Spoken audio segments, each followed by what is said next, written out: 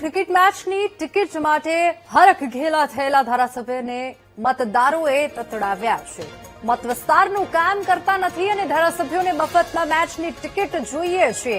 આ ગીર સોમનાથના ધારાસભ્ય વિમલ ચુડાસમા પર જનતાનો ગુસ્સો ફૂટ્યો છે। ગીર સોમનાથના ધારાસભ્ય વિમલ ચુડાસમા સામે જનતાએ રોષ ઠાલવ્યો છે। વિમલ ચુડાસમાએ વેરાવળના રસ્તાની હાલત જોવી જોઈએ। રસ્તા અને ડ્રેનેજની સમસ્યાનો મુદ્દો ગૃહમાં ઉઠાવવો જોઈએ, ના કે ટિકિટ માંગવાનો। વિધાનસભાના ગૃહમાં ક્રિકેટની ટિકિટની ચર્ચા કરવી યોગ્ય નથી।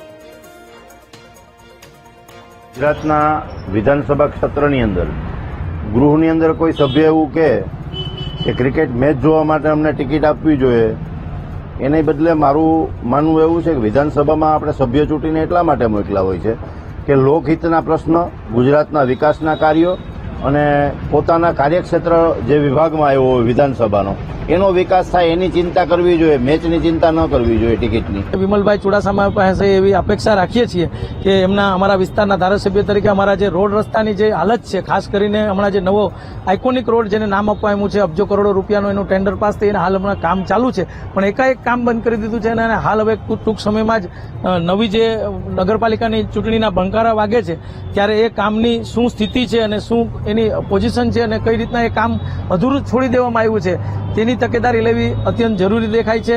એવા પ્રશ્નો ઉઠાવવા જરૂરી છે કે જેના માટે વેરાવળ રોડ રસ્તા છે, ગટર છે, પાણીની સમસ્યાઓ છે, જ્યાં ત્યાં કચરા છે, કચરાના ઢગલા છે, એવા પ્રશ્નો વધારે ઉપડે તો એના માટે વેરાવળનું સારું થાય એવી અમારી સામાન્ય નાગરિક તરીકે મારું માનવું છે। માંગણી કરવાની ક્યાં જરૂર હોય છે? અત્યારે જે સમસ્યા છે વેરાવળની બજારોની એનો ઉકેલ લેવો જરૂરી છે। એ ઉકેલ માટે ચર્ચા થવી જોઈએ, એની જગ્યાએ બધા ટિકિટ માટે અત્યારે દોડે છે।